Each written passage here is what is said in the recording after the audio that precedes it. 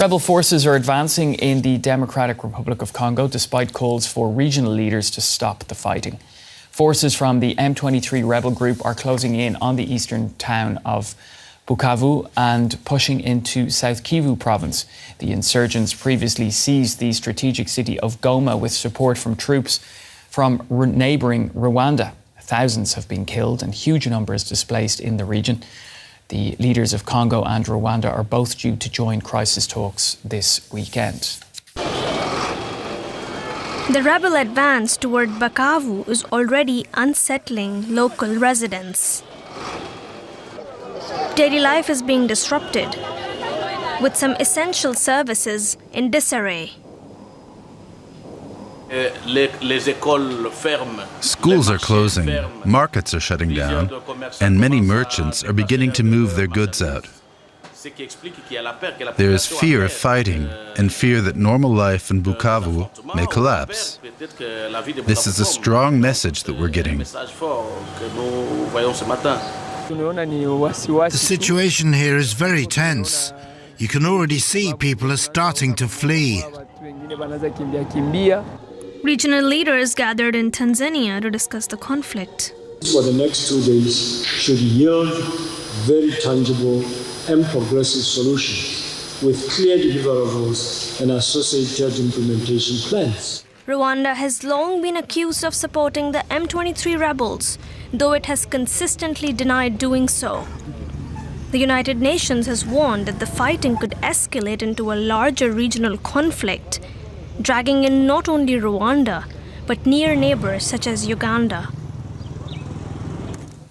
Well, for more on this, we can talk to Raymond Mujuni. He is the Deputy Executive Director of the African Institute for Investigative Journalism in Uganda. Great to have you on the show. So, regional leaders, including both the Rwandan and Congolese presidents, will be at the summit in Tanzania to discuss the ongoing rebel offensive. Do you expect much to come out of it?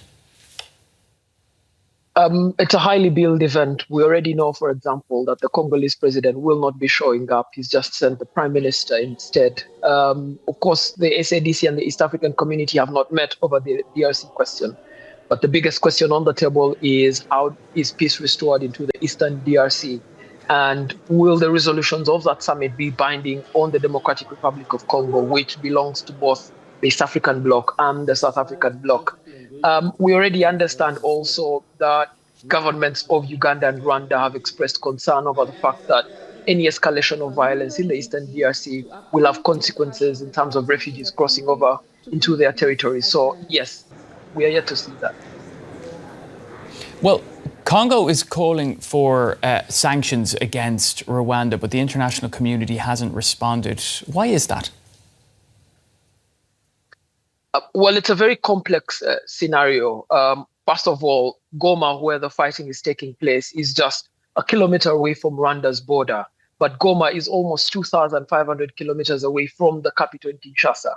There are many problems within the Eastern DRC. One of those problems being that the people who committed the genocide against the Tutsi in 1994 are also stationed in the Eastern DRC. So it's a very complex scenario, and many regional leaders understand the complex scenario because the border demarcations do not actually represent very perfectly what's happening in the Eastern DRC. In your opinion, what could be a path to peace? So the quickest path to peace is having a stable state and very present DRC state within the Eastern DRC. We've seen very little fissures of that. In terms of deployment of security, there are almost 100 rebel groups operating in the Eastern DRC. In terms of mining and corporate interests in the Eastern DRC, there's very little in terms of state presence there. So one of the quickest ways is to have a stable DRC state in the Eastern DRC. But for that to happen, you first of all must beat back all the rebel groups that are operating in the Eastern DRC, or in any case, form a coalition of them. Now, both Uganda and Rwanda, which sit closer to the Eastern DRC, just 3 decades ago had their own civil wars. And the quickest way to end those civil wars was to have negotiated settlements in which fighting groups were encapsulated into government, and therefore the path to peace was found. So we also understand that's one of the things that will be suggested in the ESC SADC summit today, which is that the M23 and the Alliance Fleuve de Congo should have talks with the Kinshasa government and be reintegrated into government so that there can be a path, quick pace in the Eastern DRC.